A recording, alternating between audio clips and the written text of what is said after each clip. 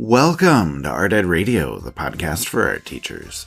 This show is produced by the Art of Education University, and I'm your host, Tim Bokatz.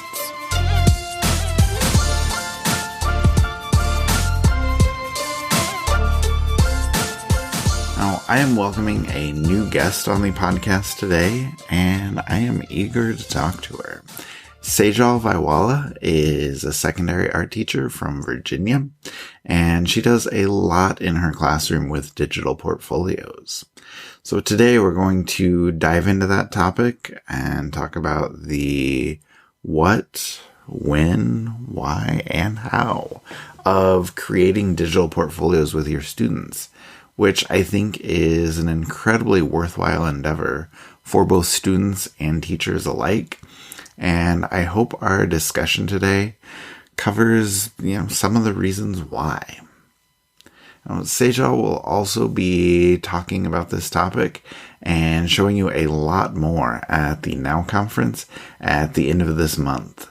Now, her presentation will be part of the main event on Thursday, July 28th. And as I keep telling you, every week it feels like, if you want to be part of the conference, check out all the information that you can find, everything that you need on the AOEU website. But while you are waiting for the conference to come around, I think this discussion might pique your interest in portfolios and get you thinking about how you can use them in your classroom.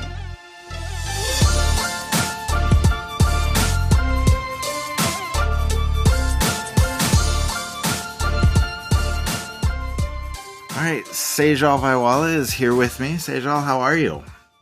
I'm doing great. How are you?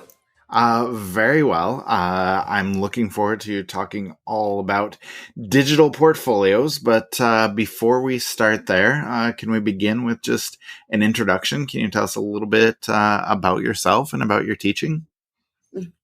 Yes, absolutely. So first of all, thanks for having me on here. I have taught art for 10 years, and I started my career teaching art at a middle school. But for most of my career, I've taught high school at this really small school in Richmond, Virginia. And I'm the only high school studio art teacher at the school. So that means I have many of the same students year after year from all grades in mixed classes. So I love to take a student-centered, choice-based approach, which is one of the reasons why I got into portfolios in the first place. Yeah. And they give a deeper picture into the students' art practice, just beyond their finished products. And so I'm looking forward to sharing all about those digital portfolios today. Oh, awesome. I feel like we could have a whole different conversation, do a whole different podcast on what it's like to be the only art teacher at a secondary school. I did that for a few years, and, there are definitely some challenges, but, like you said, there are a lot of rewards to being able to work with the same kids for, multiple years and watching them grow. It's a wonderful thing. But anyway, we can save that for another time. We are here to talk about portfolios. So I guess I'll begin with just like the most simple question. Like, what do you love about digital portfolios? Why are you so passionate about digital portfolios? Oh my gosh, there's so many reasons, but I'll try to, I know there's a time limit, so I'll try to keep it to the main ones. So they are, first of all, a means for more authentic assessment of the student learning and performance beyond the numerical grade. And as a teacher, I'm able to understand them and their process, so their thoughts and their growth, all of that so much better on a regular basis. And this is as I'm reading their blog reflections, which they post on their portfolios, which they do regularly. And this is also when I see their completed work and their artist statements on there. So that's one reason. I would say as the students post on there, they are able to understand their process better as well. So they are able to gain better awareness about things such as their goals moving forward, what they're doing well, what they could improve on, ways they can improve, et cetera, et cetera. And one of the best part is that you get to see all of their work, their growth, their progress over time in one place that doesn't take up any room. And they're also developing presentation skills. They learn to organize and store their work. You can be a better advocate for your art program by sharing these with the community, with administrators, families, and school members. I know I do that all the time, and just get a lot of just compliments on those. And one last reason for now. So there's more and more colleges and jobs and internships that are recommending portfolios now. So if the students have a portfolio, especially at the high school level, it gives them the edge. And I have a student who was applying for engineering school, and she included an art portfolio, and her interviewer basically told her that her portfolio made her stand out above other applicants. Yeah, and awesome. yeah, so she wasn't even applying in art, and her portfolio helped her get accepted. So there's just so many benefits to doing them beyond their own learning as well.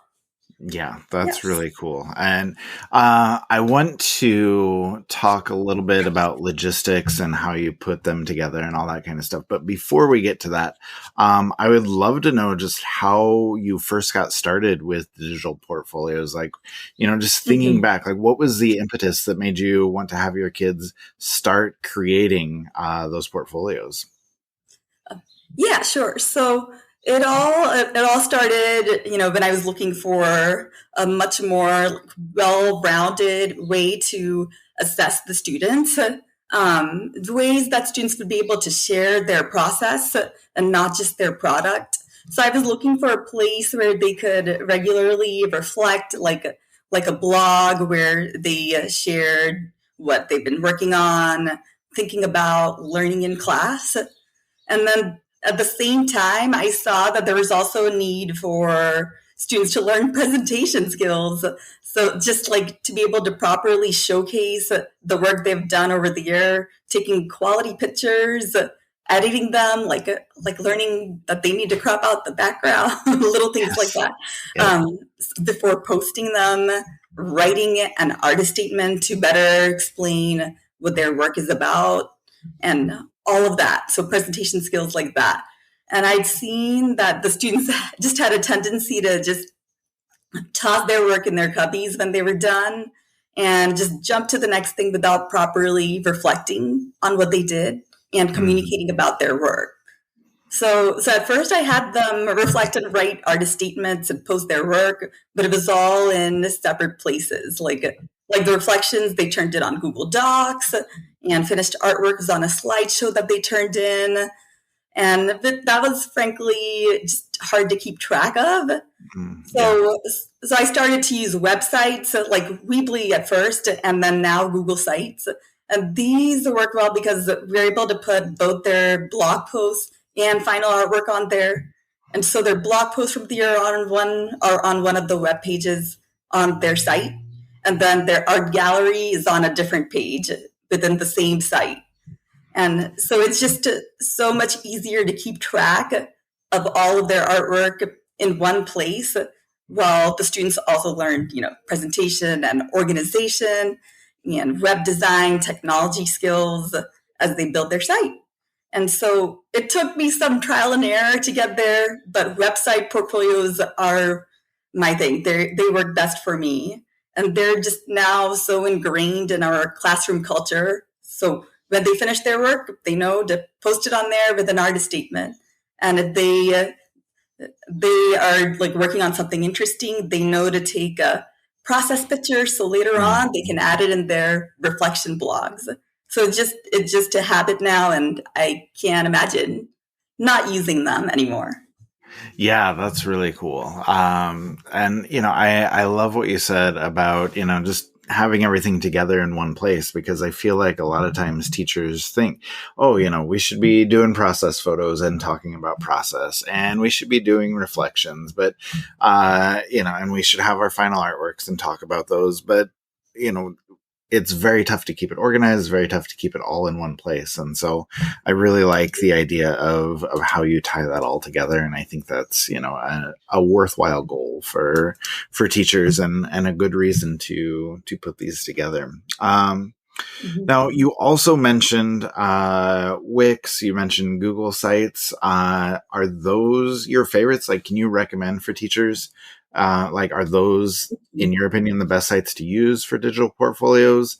And can you maybe talk a little bit about, the benefits and drawbacks of some of the various sites you've used?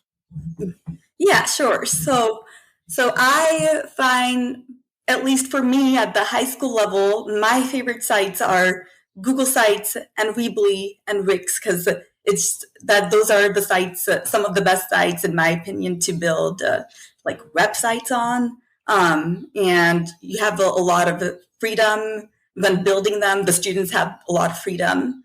But here are my personal opinions on which sites to use. There's, of course, tons of them out there, but these are the ones that I think teachers, it might be easier for teachers to use in a classroom.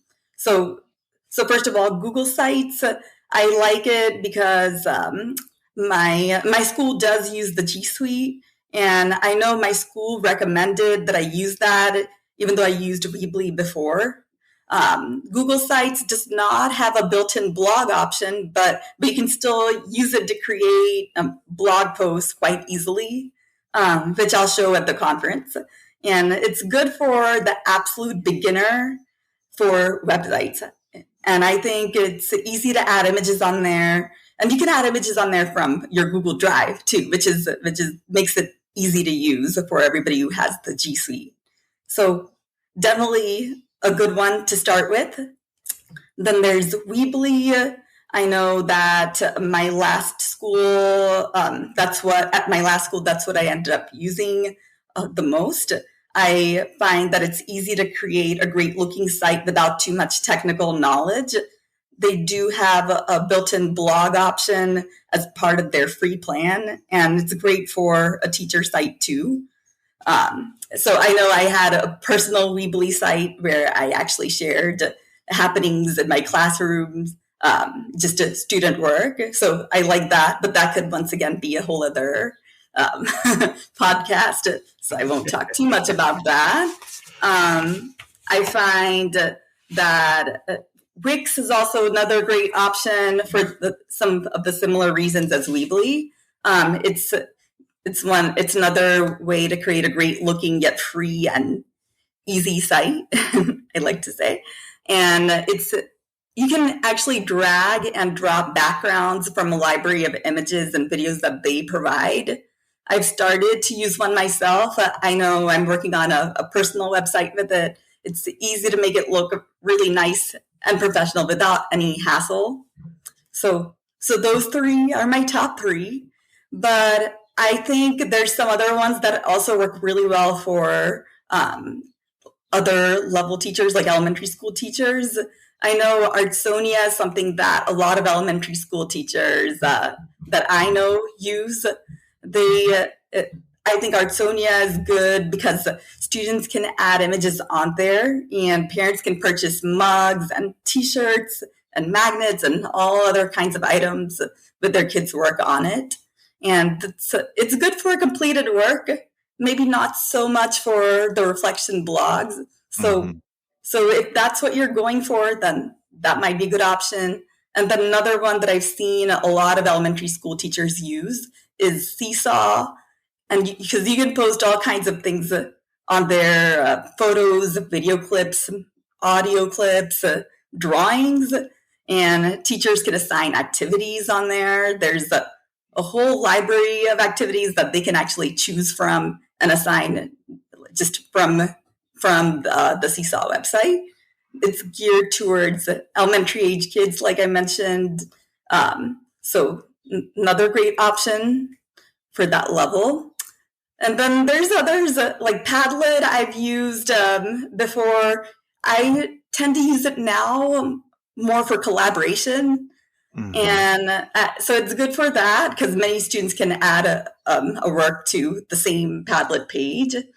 But you could also make a quick portfolio if you would like. I know one year in 2020, when we had just all moved remote, I had all my AP students create quick end of the year Padlet sites with their AP portfolio. And I shared them with the school community. It was great. It was quick. It was easy. So those are great for that. You can, once again, add multiple web pages. It will all be on that one Padlet page. And then there's one last one I wanted to talk about, which is good, which I've seen is good. I know the middle school teacher that I work with, she used that for all of her 8th graders. So the Adobe Express for Education, which was formerly Adobe Spark, that's a great one. Students can easily sign up for free with a school email, create a page, add their work and writing from the year. It's really beginner-friendly, user-friendly, has visually appealing themes to choose from. It's easy to add images, text, videos, and more. And it's, once again, they would be limited to the page that they're designing, unless they're creating a whole other site on there, a whole other page. So yeah, those are some great and easy to use options for teachers. There's some more sophisticated ones, but I prefer these for like quick and get them done kind of websites. Yeah, for sure. No, that's a lot of good suggestions and a good rundown. So thank you for that. And then kind of a cool thing that I'll just add about the conference really quickly is, we're doing your portfolios presentation during the main event on Thursday. And then the next day on Friday with the asynchronous learning day where everybody can just come in and learn at their own pace. We actually have Art Sonia talking about elementary portfolios. So just sort of as like a nice counterpart to what you're doing. So it was cool to hear you kind of shout them out. And I think that'll be a good tie-in, a good kind of companion piece to your presentation. So I wanted to ask you, I guess, about the logistics, because, you've talked through a lot of the different things that you have your kids do. But, I'd love to help teachers kind of envision how they might be able to put things together in their own classrooms. So can you just give us a quick summary, I guess, of what you've talked about here as far as how portfolios are set up, what they look like, and all the things that you have kids put into the portfolios as they're assembling them? Sure, yeah. So with our Google Sites, we build them early in the year, like I'm talking the first or second week of school. Usually when their schedules are finalized and I know who's definitely going to be in the class, that's when we built them. And at that time, I first walked them through the initial steps of creating the new Google site. So like naming it, creating a homepage with a picture and about me section, adjusting the themes and background images, some of the basic stuff, which is they usually pick up like faster than me. But they also create 2 main pages on their site right at the beginning when they're setting them up. So they create a reflection blog page. And I mentioned a little bit about that, but that's the page where they do regular reflections at a set time. And I can talk a little bit more about that later, but they do them regularly wherever they are in the art process. We have set aside time to do those, either like depending on your school situation, you could do them every week, every other week, depending on how frequently you see the students. There's a finished artwork section. That's a different page. So that's where only when they finish their artwork, they add to that page. So that's like where they do their artist statements that explain their artwork, and they put polished photos like really well like cropped and presentable photos of their artwork. But the reflection blog is just kind of giving the people a glimpse into their daily art practice. So those are the two main pages that we start with in the beginning of the year. So at first, so we make the pages, we just create the pages when we're setting them up. At that point, they're not adding anything to it. That'll be later on. So they publish it, which they have to remember to do every time they make a change, and they'll have to be reminded, especially in the beginning, but then they'll get used to it. So then I have them turn in their URL in the comments of a Google Classroom assignment. So I have everybody's in that class in one place. And I can go back to that assignment every time I'm checking that they're doing their entries. So that's one way you can, keep them organized. You could also have them just simply add theirs on a Google Doc if you prefer that way. As long as I would just recommend organizing each classes separately, just so that will just make it easier to track them later on. Class by class.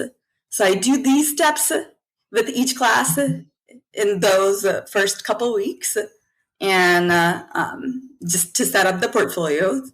And they can, of course, add more pages if they want. So if they later want to add a CV page, especially for the high school teachers, or just to like older high school students, might want to add that. If they want to create like a whole other page for a different kind of art. I know I had a student who took a photography class outside of the school, and she wanted to have a whole other page for her photography that she did in that class. So if there's anything like that, they can create a new page. But those are like some of the basic things that I include on the portfolios. Of course, it's going to be different for every teacher and their situation, but I found that this works best for me. Okay, that's awesome. Now, let me ask you, though, because you mentioned about having kids post regularly. You mentioned about needing to give them reminders, because I think this is right along the lines of what a lot of teachers are worried about. So let me ask you, like, how do you keep students on track and make sure that they're submitting what they need to in that portfolio? How do you do that on a regular basis? Yeah. So the reflection blog posts are something that we all do at a set time regularly, as I mentioned a little bit, but I would just set a specific time to do them, whether you're doing them like every week, every couple of weeks. I know my school has an 8-day rotation, so we just do them at the last day of the rotation. And so that's like day 8 of the rotation is when we do portfolios. And what happens on those days is they come in, they pull up their site on their computers, but it is possible to do it on other devices too, with the Google site. So whatever devices they have, they do that, and they take 10 to 15 minutes to do that reflection blog post, and they can write about what they have been doing. They can choose from a list of questions I provide them. They can take pictures of their process and upload them, along with, of course, their writing. I tell them that as soon as they're done, they have to publish their post. And once they do that, they can continue on whatever they have been working on, their art projects. So I know that can be a lot of reflections to read at a time, but I make it a point to go through them while they're submitting them in the beginning and during that same period. And so I'm reading them as they're, quietly doing their reflections, because at that time, that's something that we do quietly. And I sometimes wish I could do that every day, because they come in and when they write them, they're so focused. But when they're doing them, that's like a perfect time to just go through the ones that are coming in early. So I do that, check them while they're doing them. And any that they don't get through at the start of class, I'm usually able to just do that in the windows of time that I'm not helping students, and usually in that same period. So it's definitely, possible to do all of that without adding an extra chunk of grading to your schedule. And as for the finished work, I make it a required step to upload their artwork and artist statement for that piece as soon as they finish each piece. So they're doing that throughout the year as well, not just at the end of the year. Although I do know some teachers who like to just have them work on portfolios at the end, and it works well for them. So just to think about what you prefer when you're choosing how they're gonna post on there. But they do that like as they're finishing each artwork, and that is how they officially turn in their work to me, just there by having that on their art portfolio. And I do not grade it until it is on the portfolio. So their piece is not considered completed until it's on the portfolio. And that helps me keep track of their work and make sure it's just all on there when they complete it. Yeah. All right. That is great. No, I appreciate the rundown there. And I just want to ask you one last really quick question. I feel like I'm convinced that, this is something that most teachers should be doing, but, can you just give us one last sales pitch? Like, can you convince everybody listening, just like how digital portfolios have made your life easier as a teacher? Yeah. So just imagine having one place that captures and shows a detailed version of each student's year-long worth of artwork, their blog posts, and all types of learning. So that's their growth, their mistakes, their experimentation, their just breakthroughs, and all of that in one place that does not take up any room. Yeah. So I'm just going to keep emphasizing that because it is it's just so much better to have it all in one place. And it's also a place that you can easily go back to for reference, or if you ever want to share examples with other students and families, administrators, other members of the school community. All their work is documented in one place. That's what online portfolios are. And it might take some time on the front end to get them all set up in the beginning and used to using them. But after their first few posts, they'll get used to it and you'll start seeing a difference. So in the long run, they will save you so much more time because you'll be able to just to more easily find and keep track of each of your students' work from anywhere with internet. So you're teaching them, important skills while making life easier for you. It's a win-win. And once you do it, you'll just be wondering why you didn't do it before. That's what happens to me. Nice. I love it. Thank you so much. I appreciate all the advice, the rundown on different sites, suggestions on how to keep kids working. I really feel like you're giving everybody the tools they need to kind of put this together. And then, for those that are interested, they can really check out all the details at your presentation at the conference, which I know we're looking forward to. So Sejal, thank you so much. I appreciate the conversation. And, like I said, all of your words of wisdom when it comes to digital portfolios. Wonderful. Thank you for having me again. I appreciate Sejal sharing all of that information. She is great to listen to because she has so much experience and has been doing these portfolios for so long. We always talk about how we want kids to reflect on their work and document their process and see how they progress and put things together with a comprehensive portfolio at the end. And it's obvious that digital portfolios can help us with so many of those goals. And as she said during the conversation, it might be a little bit of work on the front end. It might be a difficult beginning and there might be a learning curve for you and for your students, but in the end, all of that is worth it because you can do so many things with those digital portfolios.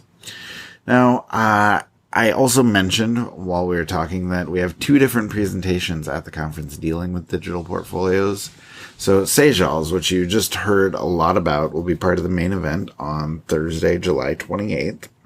And then if you are interested in the elementary perspective, Danielle Mantusek from Artsonia will have a presentation available on Friday during the asynchronous day of learning about how you can have your students create portfolios at the elementary level with Artsonia and all of the other top opportunities that are available through Artsonia. And as I always tell you, I told you at the beginning of the show and for the last month, you can find all of the information you need about the conference on the AOEU website. It's going to be an incredible 3 days of learning, art making, and connecting, and I really hope we see you there.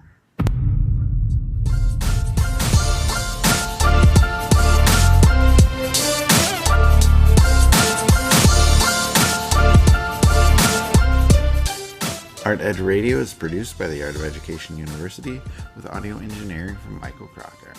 Thank you for listening, as always, and we will talk to you next week.